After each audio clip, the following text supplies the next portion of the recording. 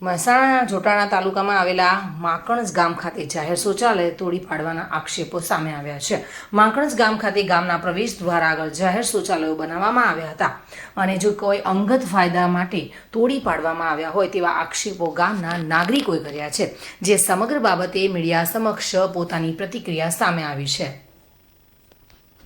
હું પટેલ અંબતભાઈ અંબાલાલ, ગામ મોકણજ, રહેવાસી મોકણજ।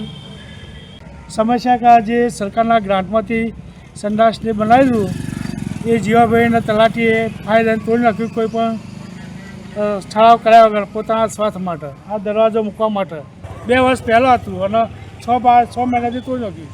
6 મહિના જેવું થયું ડીએસપીમાં, પછી કલેક્ટરમાં, તાલુકા વિકાસ અધિકારી, જિલ્લા વિકાસ અધિકારીમાં